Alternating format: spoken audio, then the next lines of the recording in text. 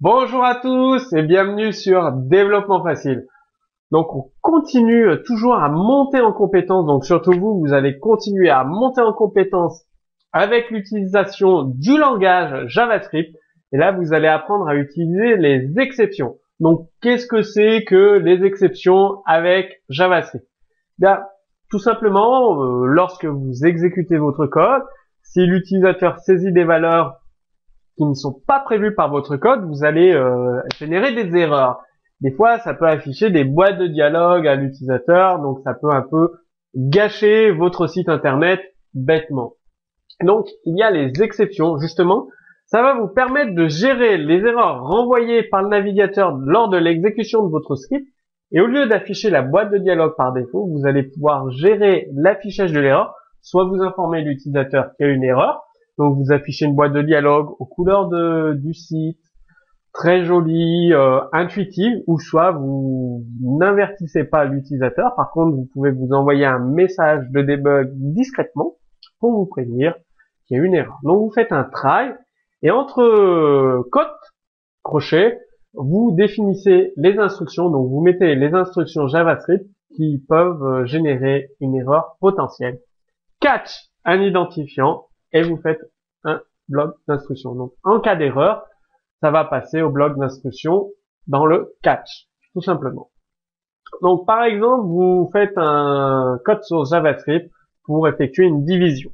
nValue égale 10 et vous faites une division par 0. Donc, division par 0, ça va générer une exception parce que ce n'est pas possible.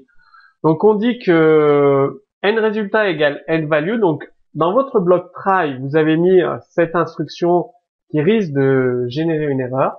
Et catch, vous capturez une exception et vous faites un message d'erreur. Vous affichez à l'utilisateur alerte, division par 0, impossible. Donc ça, try catch, c'est très très pratique pour générer les erreurs dans le script JavaScript ou dans les données, dans les valeurs contenues dans les variables.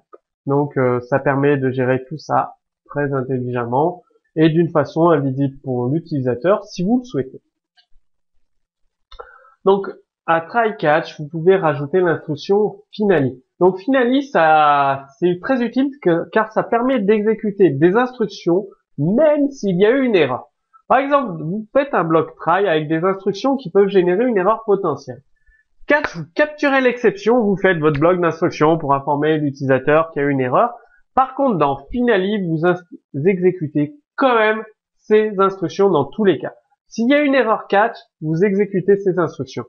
Si votre code try n'a pas généré d'erreur, il va faire try vos blocs d'instructions, il va passer directement à finally et exécuter votre bloc d'instructions.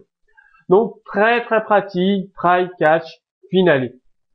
Donc on va dire nValue égale, on fait une division par 0. Donc si ça ne génère pas d'erreur, cette instruction-là, vous allez exécuter directement le bloc finally, alerte, test suivant, ça va afficher à l'utilisateur une boîte de dialogue, test suivant.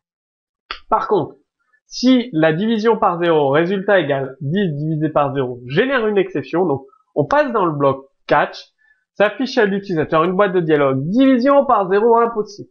Il appuie sur OK. Ça affiche une boîte de dialogue qui est dans l'instruction finally, test suivant.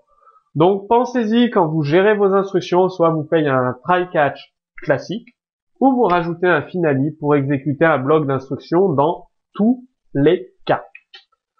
Donc, pensez aux instructions, pensez à utiliser les exceptions pour gérer les erreurs potentielles qui peuvent arriver dans votre code JavaScript.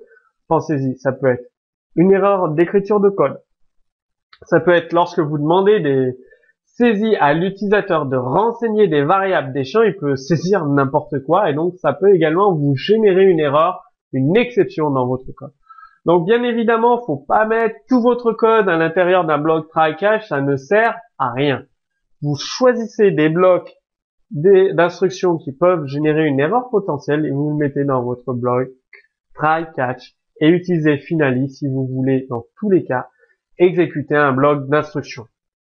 Retrouvez sous ce cours vidéo le code source JavaScript.